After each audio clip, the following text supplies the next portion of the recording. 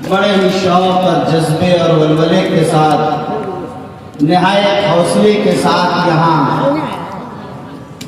حضرات علماء کرام کے بیانات سننے کے لیے تشریف فرما ہیں۔ آپ کے سامنے یہ ساری باتیں آ رہی ہیں کہ یہ ادارے کا اجلاس دستار بندی ہے۔ دستار بندی کا وہ سنہرا منظر بھی آپ کے سامنے آنا ہے۔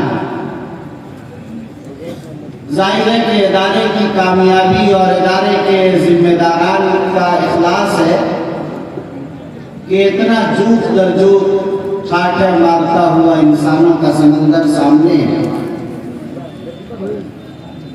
دعا کیجئے کہ اللہ تعالیٰ اس ادارے کو اس پورے علاقے کے لیے مرکز رشد و ہدایت بنائے، اور اللہ تعالیٰ اس ادارے کے لیے اسباب و وسائل مہیا فرمائے، اور اللہ تعالیٰ اسے مرجعیت اور مرکزیت عطا فرمائے۔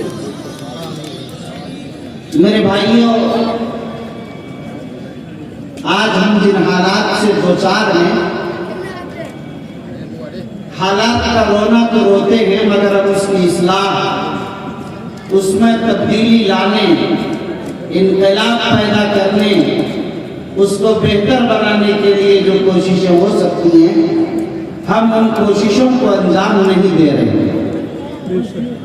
اگر ہم ان کوششوں کو انجام دینے لگ جائیں، ہر آدمی اپنی جگہ پر اپنی ذمہ داری کا احساس کر لے، یہ سمجھ لے کہ ہم بھی اس میں کچھ حصہ بٹا سکتے ہیں، تو ظاہر ہے کہ کامیابی مل جائے گی۔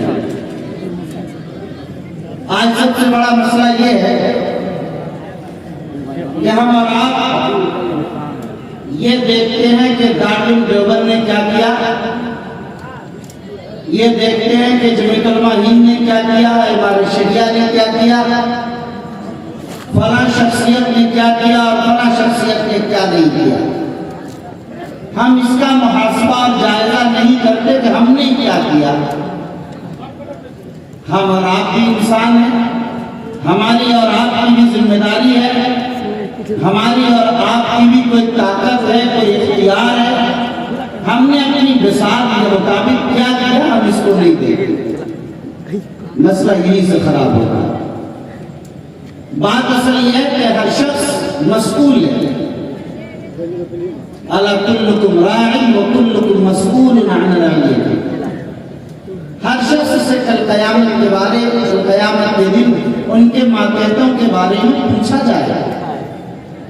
آپ کی اگر ایک شہر میں پکڑ نہیں، ایک علاقے میں نہیں، ایک محلے میں تو پکڑ ہے، ایک سماج میں تو پکڑ ہے، ایک برادری، ایک قبیلے میں تو پکڑ ہے، آپ کے گھر میں تو پکڑ ہے، اپنی اولاد، اپنے بچے، اپنی بیوی، اپنے پوتے، اپنی پوتی، اپنے نواسے، نواسی، عزیز اقارب پر تو پکڑ ہے۔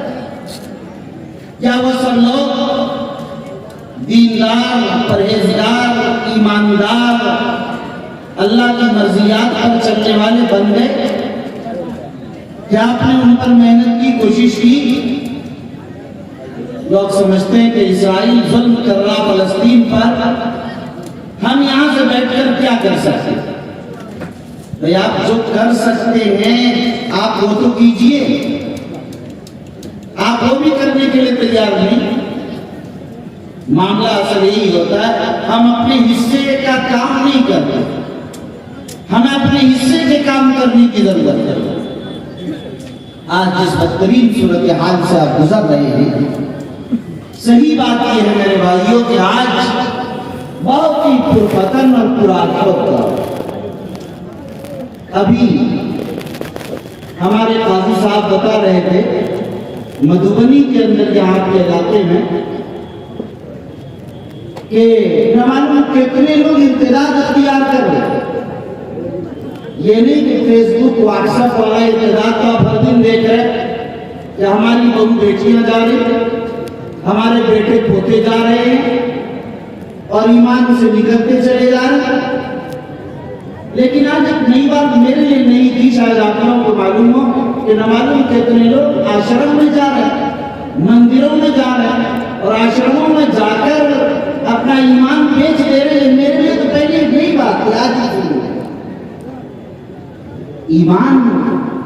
इतना सस्ता हो गया।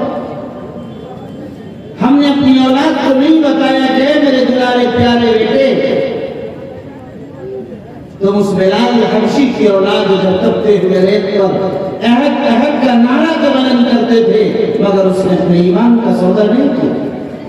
हमने अपनी बेटियों को नहीं बताया कि मेरी दुलारी लाडली चहेती बेटी, तुम उस सुमैया की औलाद और उसकी नाम लेवा हो जिनके तो टुकड़े तो कर दिए गए मगर उन्होंने ईमान का सौदा नहीं किया।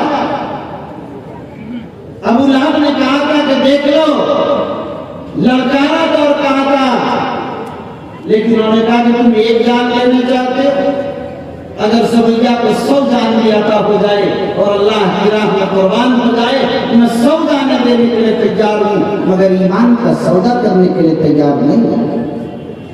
हमने अपनी बेटियों को ये नहीं समझाया।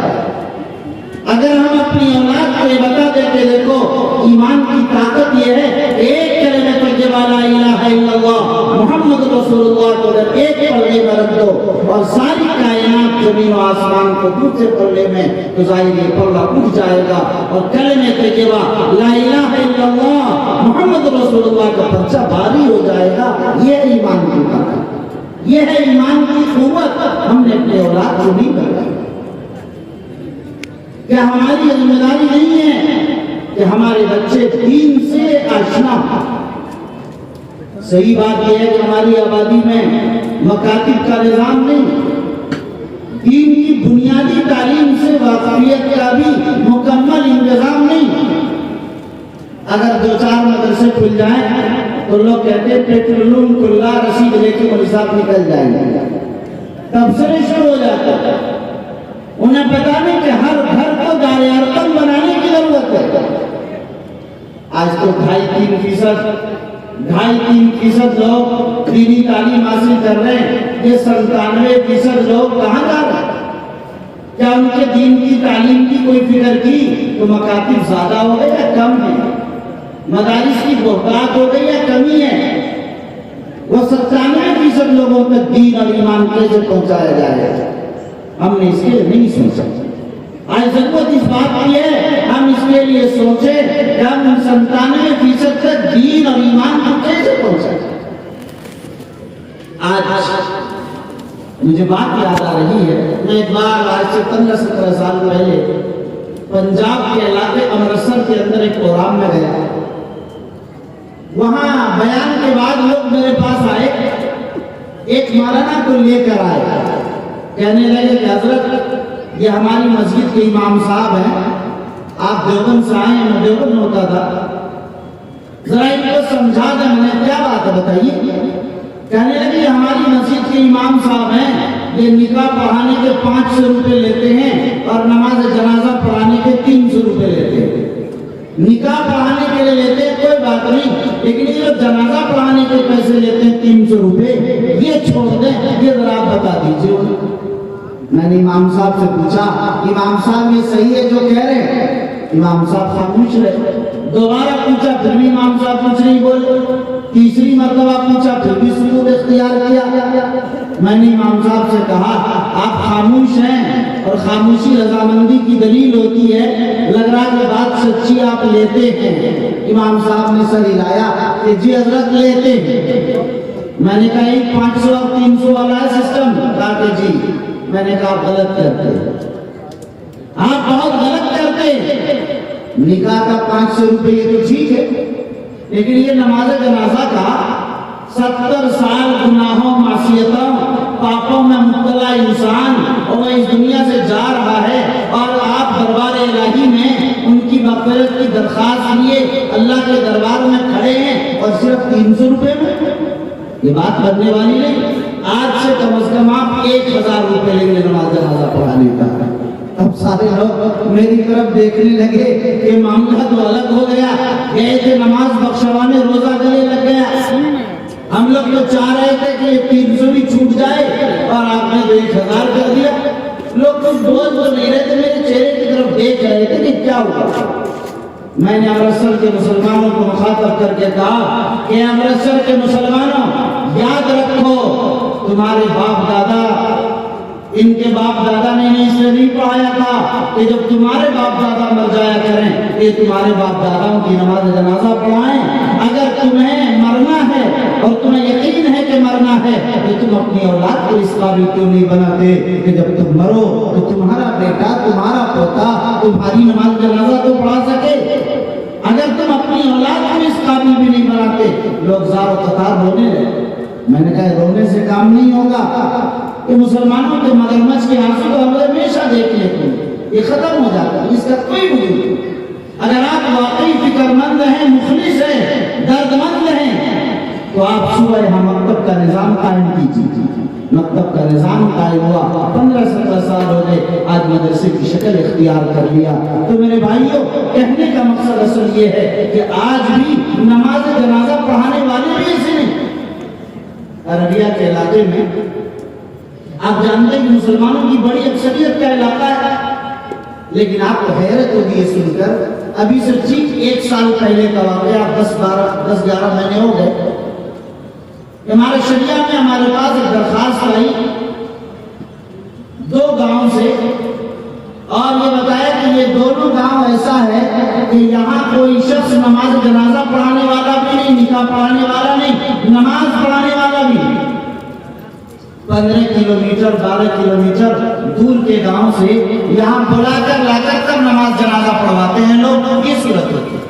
مجھے یقین نہیں آیا کہ میں خود ارریہ کا رہنے والا، ارریہ میں ایسی کیفیت اب تو کہیں باقی نہیں کہ جہاں 10 کلومیٹر تک کوئی عالم ہی نہ ہو، کوئی نماز جنازہ پڑھانے والا بھی نہ ہو۔ میں نے درخواست کو رکھ لیا اور معائنے اور جائزے کے لیے کسی کو بھیجنا تھا۔ میں نے کہا کہ میں خود جاؤں گا، جب تو خود اس کو دیکھ لوں گا۔ آپ کو حیرت ہوگی کہ میں اس علاقے میں خود پہنچا، ابھی 10-11 مہینے پہلے کی بات ہے۔ جب وہاں پہنچا تو واقعتاً دیکھا کہ وہاں تو جانے کا کوئی راستہ بھی، کوئی راستہ نہیں۔ آل کے راستے سے پگڈنڈیوں سے اسی سے میں پہنچا اور دیکھا کہ وہاں پر واقعتاً 32 گھر ایک گاؤں میں اور دوسرے گاؤں میں ایسے 33-37 گھر، اس طرح کی دونوں آبادی ہے۔ اس کے اطراف میں کہیں کوئی چیز نہیں، ایک آدمی بھی وہاں ناظر قرآن پڑھا ہوا بھی نہیں، ایک مسجد نہیں، نہ مکتب نہ امام، کوئی عالم، کوئی چیز نہیں۔ دور سے لا کر وہ پڑھا رہے ہیں۔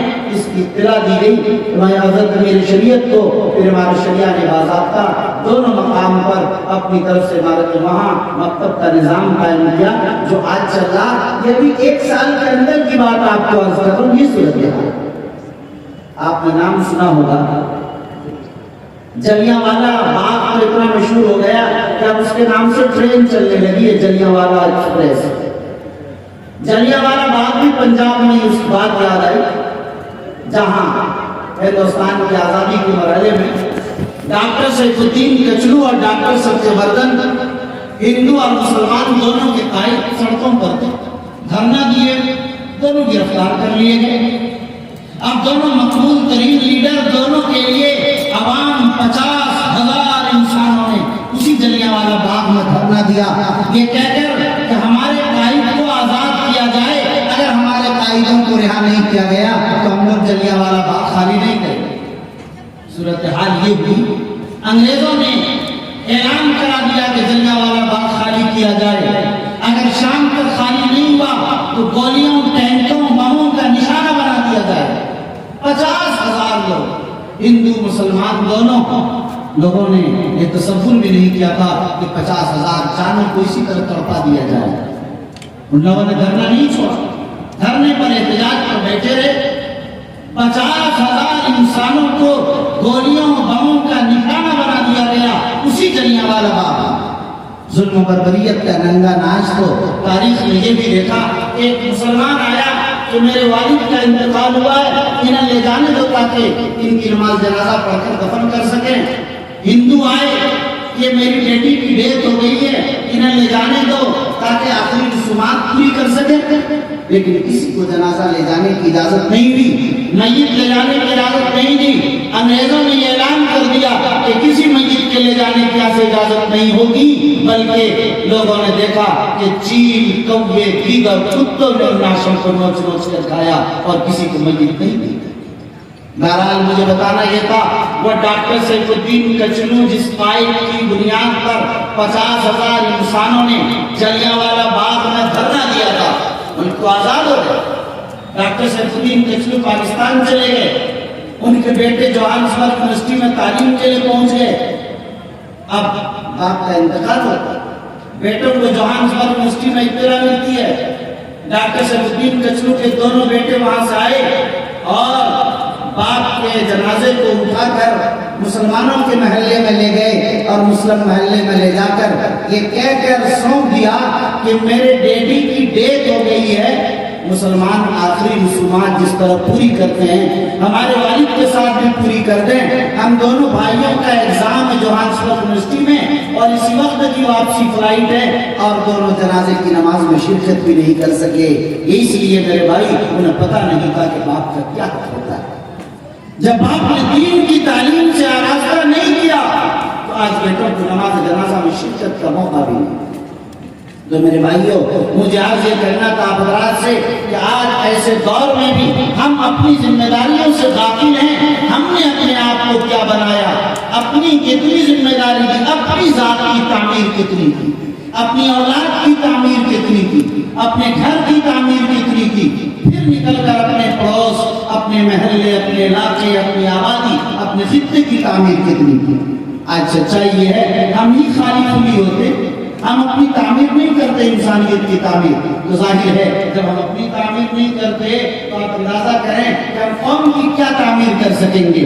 میں کہا کرتا ہوں کہ لوگوں جب تک دل گرم نہیں ہوگا اللہ کی معرفت سے, اس کی حرارت سے, جب دل آپ کا گرمایا نہیں ہوگا تو آپ کی زبان میں تاثیر پیدا نہیں ہوگی, آپ کے عمل میں طاقت پیدا نہیں ہوگی, آپ کے اخلاق میں وہ بات پیدا نہیں ہوگی. اس لیے لوگوں آپ اپنی ذات کو راتوں کو رو کر, گڑ گڑا کر, تہجد پڑھ کر, اللہ کو منا کر, اللہ کے سامنے رو دھو کر جب اللہ کے سامنے راتوں کو گزاریں گے اور دن میں محنت کریں گے اور اسی دل دردمند اور فکر ارجمند کے ذریعے سے قوم اور ملت کی اصلاح اور اپنے معاشرے میں انقلاب اور بہتری پیدا کرنے کے لیے اپنی زندگی کو لگائیں گے, وقف کریں گے, تو ہم سمجھتے ہیں کہ انشاءاللہ پھر تاثیر بھی پیدا ہوگی, طاقت بھی پیدا ہوگی, تبدیلی بھی آئے گی, انقلاب بھی برپا ہوگا. شرط یہی تو ہے ہمارا ایمان پختہ ہونا چاہیے, ہمارا قلب اللہ کی معرفت سے, اللہ کی نسبت سے, اللہ کے تعلق سے گرمایا ہونا چاہیے. اس لیے میرے بھائیوں میں آخر میں ایک بار حضرت مولانا مفتی اشرف عباس صاحب قاسمی, استاذ دارالعلوم دیوبند اور ان کے تمام برادران اور اس ادارے کے تمام منتظمین اور اجلاس کے تمام معاونین کا شکریہ ادا کرتے ہوئے اپنی بات ختم کرتا ہوں. دعا کریں اللہ تعالی ہمیں اور آپ سب کو دین کی صحیح سمجھ نصیب فرمائے اور اللہ تعالی ان اداروں سے, علماء سے, دینداروں سے ہم سبوں کو اپنا رشتہ جوڑنے کی توفیق عطا فرمائے. آمین. وآخر دعوانا ان الحمدللہ رب العالمین.